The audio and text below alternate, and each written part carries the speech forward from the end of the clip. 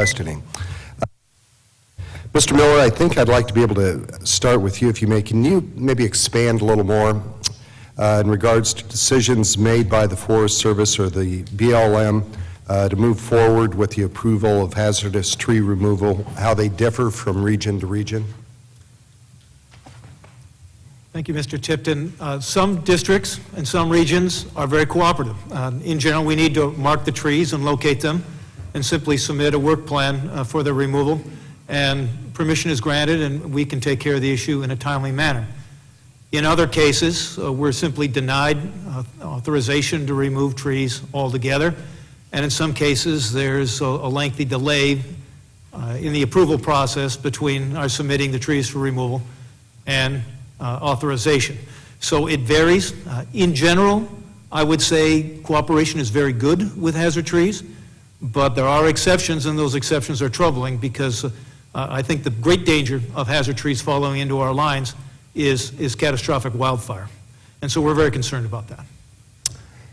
When we're talking about that cooperation, I guess we'd like to be able to have a little more clarity in terms of where you say it does work well. Why are the agencies not working together? I'm not sure that I can answer that. It has to do with local decision makers and their own personal opinions, at least as far as I can tell. They seem to be working with the same policies and procedures, yet they draw differing conclusions.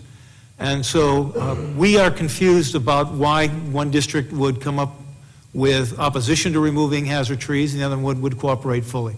It's sort of a mystery to us. So that quilt approach in terms of policy made from region to region, manager to manager, that's why you feel legislation might be necessary? Yes, sir. Great. You know, Mr. Easley, is interesting, just visiting on your comments.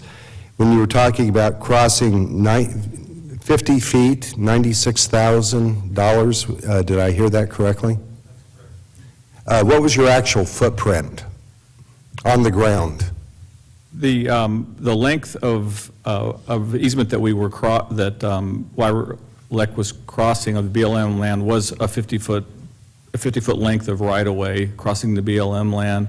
The rest of the line extension was originally 3/4 of a mile on BLM land, and they were able to reduce that by rerouting the line and impacting a little more private land in order to accommodate that, to get from the existing line to the oil field load.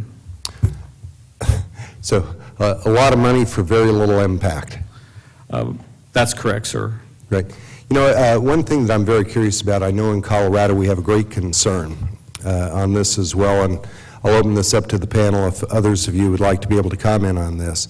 When you're talking about having a liability outside of your designated corridor, we have some big blue spruce, and we've got a lot of bark beetle kill that's going on right now.